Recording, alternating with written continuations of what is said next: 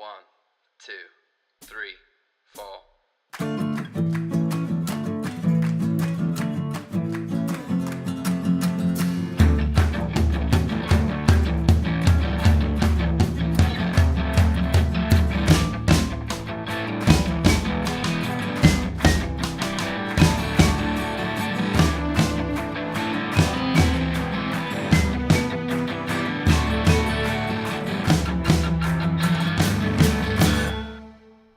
Hello, everybody. Welcome back to another episode of a Trial by Air variety show podcast. I'm your host, Music Rap, and today we're talking to Awake But Still in Bed from San Jose, California. All right, everybody, without further ado, enjoy the show.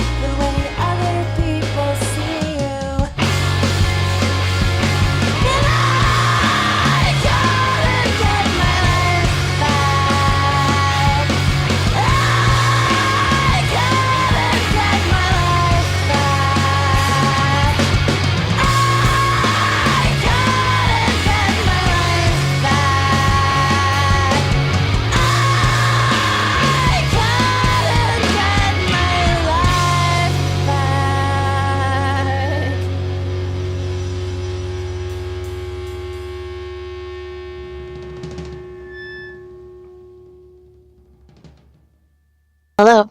Hello. All right, that is much better. Cool.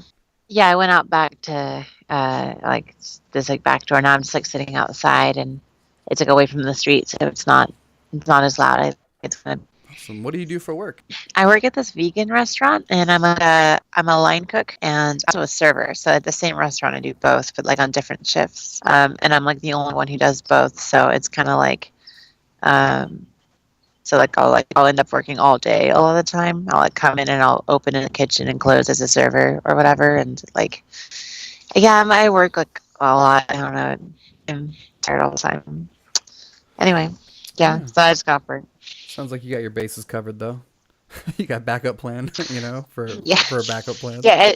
It's better than having two jobs because it all goes into the same paycheck. So I have to pick up one paycheck, Yeah, and which is cool. you get to change it up every now and then, because sometimes I don't like dealing with people. It would be hard for me to serve. Actually, it is actually pretty nice because I don't like dealing with people all the time, but then at the same time, the kitchen can get really, really crazy, Yeah. So having break, sometimes I'll be it's usually actually pretty perfect. I'll be in the kitchen and I'll be like, okay, no more of this, please. And then I'll go on break, come back, be a server, and I'll be like, okay, this is fine. I'll do this for the rest of the night. And then I'm good. Pretty awesome. You get to feel it out though. That sounds like a pretty cool place. Yeah, it's a pretty cool place. It's this vegan junk food place in San Jose where I live. Yeah, I've never been to San Jose. I've driven down the 101 a little bit, and I've been to LA and a few other places. I really wanted to go to San Jose. What's a good attraction I should go? From somebody who lives there, not some tourist attraction type thing. But Yeah, yeah. I was gonna say, there's some tourist attraction stuff but I don't think you should go to any of it. It's not that cool. Let's see. The stuff that I really like about San Jose is not really an attraction. It's the community and stuff. So you'd have to go to a show or something because the city planners and everything are so influenced by the tech industry and all the tech corporations that are there. That the entire infrastructure of the city is basically has been over time reshaped to serve them. So it's almost all of my friends either have tech jobs or they have server jobs where they're serving people who work in tech, and yeah, all of the businesses try to appeal to tech industry people, and it's just it's so expensive and everything. I don't know. It's just there's not as much as there used to be. It's a lot of stuff that you're gonna if you're a techie kind of person. I hate when everything Oh. goes that direction though, where it's just taken over by the industry that has built the town. It's when you lose the culture for that one thing, it kind of sucks. Yeah, definitely. It definitely sucks. I mean, it was already going down that road when I moved here almost 8 years ago now. But it's been just getting worse and worse and worse and harder and harder and harder to fulfill me and all my friends. So You've lived there for 8 years. There's a reference to living in, or not necessarily living in Texas, but a summer in Texas in 2003. Were you ever here? actually, yeah, I was born and raised in Texas. Oh, very cool. I'm from there. I lived in Texas until I was 15. I have a Texas tattoo. I lived in Mesquite, which is, if you don't know where that is, it's by Dallas. Yeah, I'm a little more south than that, so I'm Yeah, familiar. yeah, because you're in Bandera, right? Mm-hmm. But that's kind of by San Antonio. Yeah, you're probably Yeah. the first person outside of Bandera to geographically know where that's at. That's impressive. Yeah, I looked at Google Maps when I was doing research on your podcast. Nice. You But researched I was being me? full, and now I'm gonna do you for my podcast. Yeah, right. We'll switch over. We'll do a crosscast or something. Yeah, it's special. It's one of those TV shows where they have the universes meet, Fairly Odd Parents and Jimmy Neutron, like Yeah. that. Do you have a podcast? Oh no, I don't. I was totally joking. Yeah, you got me. Yeah, I'm sorry. I was just being silly. Everybody's got a podcast nowadays. It's hard to find people who don't have podcasts. So you're a rare exception. Yeah, I pride myself on my lack of podcasts. Yeah. But no, you're right. I have a lot of friends with podcasts. I mean, I've done a couple of interviews on a couple of my friends' podcasts, and it's always fun. Yeah, it's fun. It's funny because you're sitting around, you're having those conversations with your friends, and then they turn into these kind of conversations. Like the friends that I've always kind of had conversations with, they'll come back, and it's just kind of we're hanging out, but Uh-huh. it turns into a production. It's always really weird to make that Right. happen, to like edit Right. certain things and piece the conversation together. I'm like, yes, you sound like a vetted podcast pro. Definitely, that's what I would call myself a podcast veteran at this point. I'm totally being facetious. I'm being very facetious. I hope that doesn't. I hope I don't sound like a total asshole in this interview. I hope you Um, do. I hope you do. oh, This is that's funny. That brings me to, let's just finally get to your music. How about that? Since you don't want people to think you're an oh, asshole. The title of sure. your new album is it's what people call low self-esteem is really just seeing yourself the way other people see you. You got it right. It's a long-winded title, but I love it. If you want to know what the record title is or where it comes from, basically it's like I have a friend who I've never met in real life, but who I've known for like almost 8 years, I would say. And at one point, she posted something that was like, it was that status. That title was like a Facebook status that she posted. It was like a sort of a depression, cry for help type status. Something about it really resonated with me, and I've been thinking a lot about what exactly made it stick for me, and I think it's I think that it really like encapsulates a certain type of feeling that you have when you struggle with depression, that can be kind of hard to articulate. Like, it says it really plainly and really simply, and it's really easy to understand. Just basically feeling like all the terrible things you feel about yourself are just like reflections of reality, but it says it really succinctly. And I don't know. It always stuck with me. And when I was doing the record, I just thought it was a good title. And so I asked her if I could make it the record title, and she said, yeah. And I mean, that was like 6 years ago that she posted that status. So I don't know, it stuck with me for a really long time. I saw some people share the record and then like have people comment being like, oh, at first I thought this was an article, like some self-help article or something. So I did, that was I guess I didn't see that coming, but it was pretty funny. Let's listen to another song. What's this one called, music? This one's called Fathers. Enjoy. I'm trying to be someone else to escape it all. In the game and obsession, and I awoke in a world that forced itself and forced me to imagine it. Open careless subject, shrouded in abstract, conceptual, intangible. I know that I'm broken, and I blame the part. Why try to get better? I was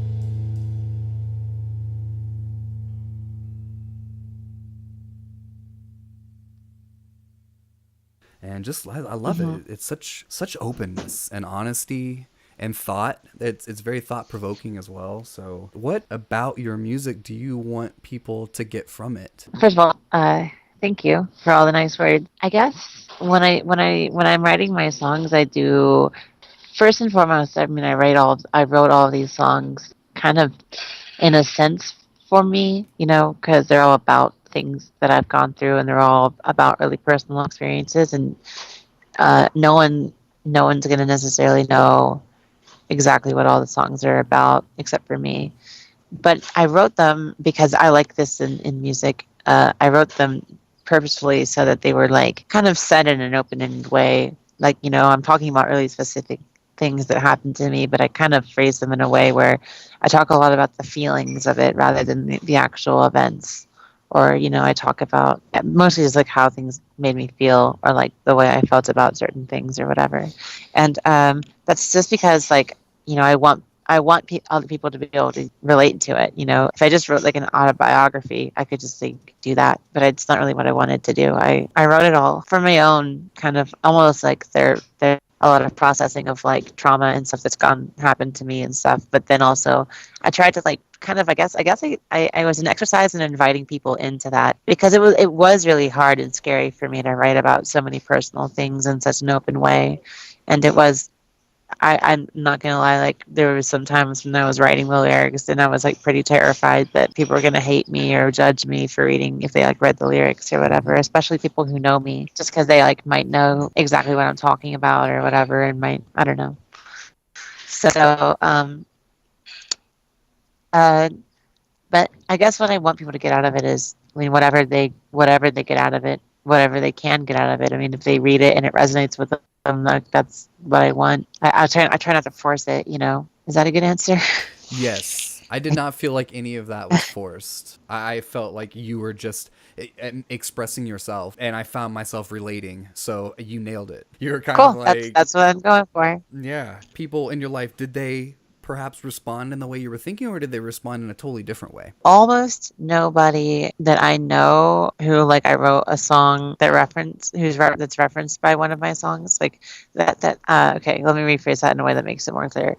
Nobody who I have written lyrics about has reached out to me yet, or like people who would understand it either haven't listened to it or like it went over their heads. There's only one exception to that, and it's the song "Saved," track 7. They didn't like. Somehow this went over their heads. They didn't see it on their own, but I talked to them about it, and they eventually, all of them, worked it out. That song is about like one of my friends who like committed suicide, and when I went to his funeral, it was in Pennsylvania, and I was living in California.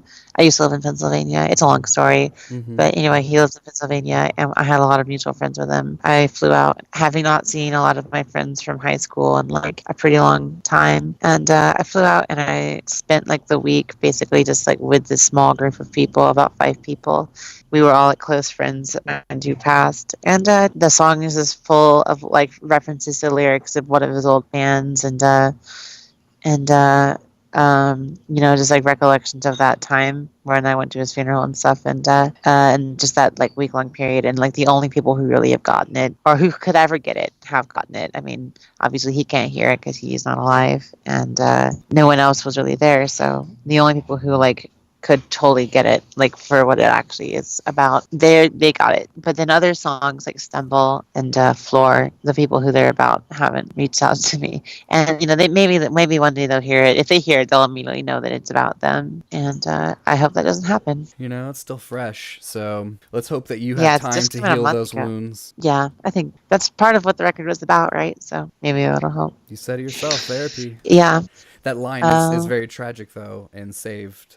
You are enough to bring us back. We can never show you that. That's oftentimes one of the most remarkable things about funerals, right? On the silver lining of that tragedy is now you get to see the community that person was a part of, That's exactly like how it was. Yeah, and it was super, because I definitely, they felt like a little community, and it was like a couple of my friends who, like we don't talk all the time, but like we're all pretty like close, and we all really like each other, but we almost never see each other.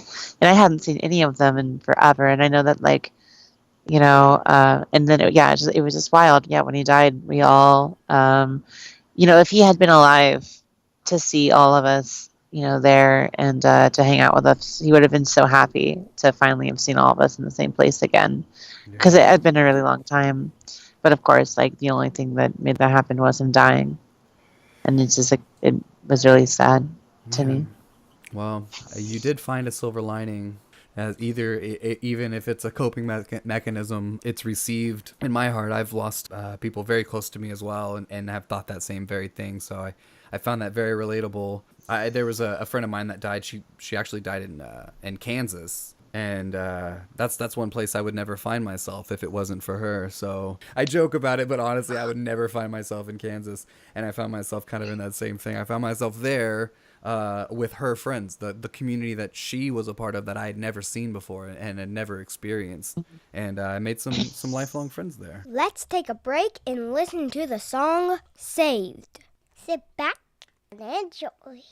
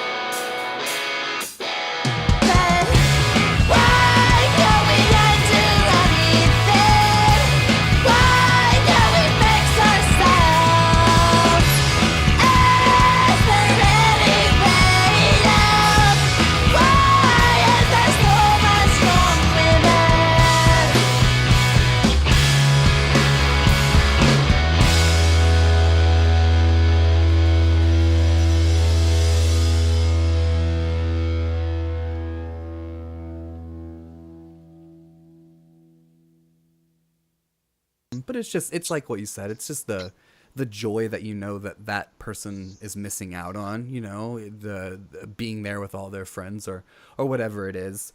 But I always try to find the cosmic message of that. I know that kind of sounds hokey, but I always try to think about, like, if they were alive, how would life be different? But because they died, what about my life do I not take for granted? Who have they introduced me to that now, has changed my life in some way, shape, or form? So there is always a reason. I don't know if that's just a way of rationalizing and coping or whatever, but I think that's a good feeling to hold on to, just feeling grateful for what you do have. I think that's good. What artists do you draw inspiration from? I mean, stylistically, I'm a big fan of artists like Frances Quinlan from Hopalong and Crutchfield Sisters, Katie and Allison from Mark Zahachi and Swearin and P.S. Eliot. I'm like big fans of them. I really like The Hotelier. I'm a big fan of like a lot of classic emo from like the 90s. Like Sunny Day, Mineral, and let's see, obviously like the Kinsella Brothers projects, from Captain Jazz to American Football to Owls and stuff like that. And also other related bands like The Promise Ring. I don't know, I just listen to a lot of stuff like that. I could just name off like a million bands. I love Built to Spill. I love Drive Like Jehu. I love like a bunch of old bands like that. But I think one of my favorite bands that probably influences me more than most people would realize is They Might Be Giants. I'm a huge They Might Be Giants fan. That's the only band that I know that you named just now. Oh, really? Oh, for sure. No, I'm so glad you did. I wrote every one of them down. Well, as fast as I could. I mean, all the bands I said are bands I really like, so maybe you'll like them too. Yeah, I'm going to look them up. I love finding new music, obviously. That's how I found myself here. Like, I have to know what's going on right now with music. Like, where's it headed? Who's making it, what's out right now. Once I found this Bandcamp app and I can just go to new releases and find out what's out today by people like independent artists. I don't look in like the big realm. I don't really go above like 10,000 followers, or even less. I won't even go like usually above 5,000 followers realistically, because I want to find what's happening right now that people are unaware of. And I think it's that has just led me. That's kind of where my road's been leading this whole time. And I feel like this is just such a really cool experience, even though you've been on a few podcasts, like to catch you at this point. Your album just came out in January, and here we are talking about it already a month later, kind of breaking it down. Like, those are the kind of stuff that I always search out to try to find about my favorite bands. Say I'm looking for They Might Be Giants when they started, and there's this interview happening. It's something that bands, once they get signed and once they have PR people and lawyers and stuff, there's things that they're not allowed to talk about. There's things that, they're a little callous to. They've maybe talked about too much or whatever. And I feel like just being able to have these open conversations like this and talk to all these artists that are just as good as those artists, they're just, nobody knows them yet. It's such a great privilege for me to be talking to you even. Oh, well, thank you. Thanks for having me on. You're a terrific artist. You're an amazing songwriter. I'm sorry, I don't mean to stroke you. I'm just saying what's on my head here. Who did the album artwork? So the artwork is a painting of a photo. So basically, one of my good friends took a picture, like that picture, and then I had another good friend of mine paint the picture, and so the result was the album artwork.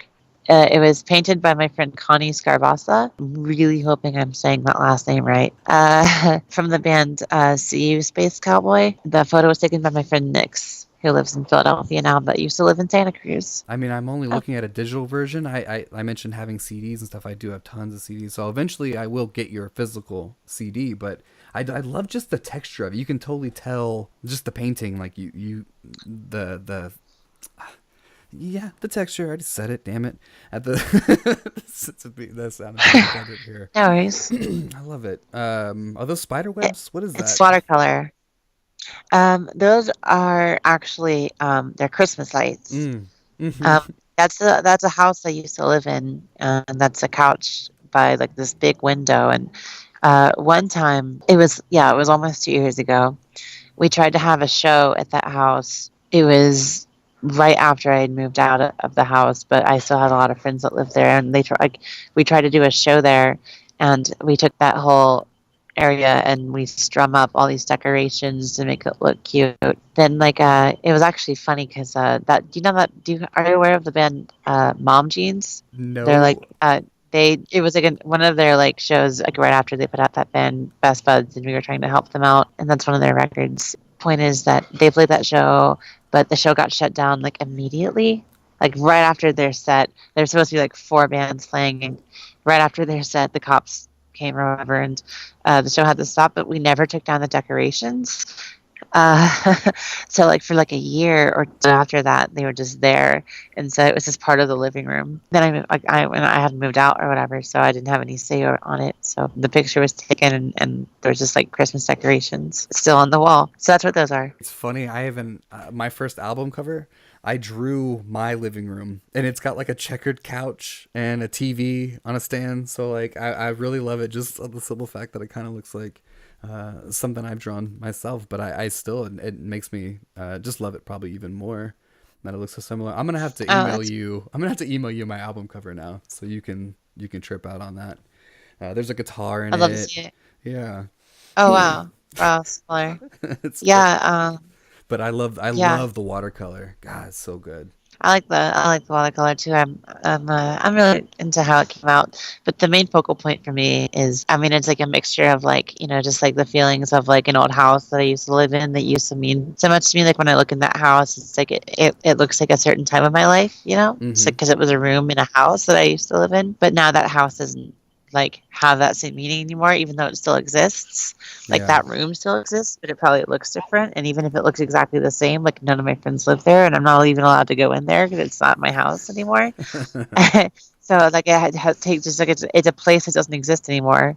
The room that album cover is still a room, but it's no longer what it was when I took the picture. And I don't know, something about that was really really felt important to me, but also just the figures cuddling on the couch. I just thought it carried a lot of emotion in the picture. Is there anything that you want to talk about? Big shows coming up? Anything special happening in that realm? Oh yeah. Well, we have some really cool stuff happening for us soon. So we're doing a tour to South by Southwest in March, in Austin. So we'll actually be in your neck of the woods pretty soon. We're playing a show, and also in May we're playing a show in San Antonio. Ooh, so awesome! I will come see that. Yeah, thank you. So the first tour we're doing, it's 2 weeks through the Southwest and back to California in March, and then in April we're doing a couple of dates with the band Joyce Manor. They're really good, so you should check them out if you haven't heard them before. They're this really cool band from Torrance, which is in SoCal, and they're kind of just really talented songwriters with really emotive lyrics and emotive vocal performances too, that I've just been listening to since 2011, 2012 maybe. It's really good bands. It's really cool to get to tour with them. They're a band I've liked for a long time, so that's really cool. And then we're doing a full US from May to July. I'm very happy for you. That is really cool. That's great. You get to play with people who have inspired you to do what you do, and actually get to share a stage with them. That's incredible. That is incredible. I just got off of working a shift, and I'm super tired, but I am very excited. It's been super awesome talking to you. I've really enjoyed it. Yeah. And yeah, you too. Thanks for inviting me on here. Yeah, good luck with everything. Yeah, let's talk again soon. Okay, cool. All right. Good night. Talk to you later. Bye. Thank you so much, Shannon, for sitting and talking with me after work. I know you had a long day of work. I know what it's like to just want to, get real introverted and Netflix and chill with yourself. So I really appreciate you getting that in depth with me about all of this. It was really awesome to dive so deep into the music. It's rare that I get to do that with bands. Some bands they don't want to talk about it, or they give me really short-winded answers, and it was just really good to sort of just break it apart. I encourage everybody to go out and listen to the album. It's long-winded. It's called What People Call Low Self-Esteem is Really Just Seeing Yourself the Way That Other People See You. That's right. And it's available on bandcamp.com. We will have all of that information in our show notes. All the links are going to be there. Click and go. You can also find her and more artists on our artist page at trialbyairvarietyshow.com. Check us out on Stitcher, Instagram, YouTube, SoundCloud, wherever you listen to music and podcasts, we're all there. iHeartRadio. Yeah, so that's pretty much it. Thank you so much to our guest host. It was really fun. And next week we talk to another great band from here in Texas, and we also have another special co-host. That's right. I'm passing the mic down. And then don't forget, March we have a bunch of metal coming your way. For the fans that aren't metal fans, don't worry. I have episodes coming out as well, and there's some more to explore on our Patreon, all that kind of stuff. So don't be discouraged. And for you metal fans that have been waiting and chomping at the bit for some, thanks for sticking around this long. I know I've been irresponsible about it, but I'm doing it. I'm bringing it. Maybe I'll do it every March. I'll put a whole bunch of metal in there. Metal of March Metal Madness. I don't know where I'm going to go with it. We'll see. We'll find out. We got a few more days, right? Music, take us out, buddy. Okay, everybody, that was the show. We hope you enjoyed it. Join us next week for another awesome show featuring Acid Carousel from Dallas, Texas. Be good to one another and follow the golden rule.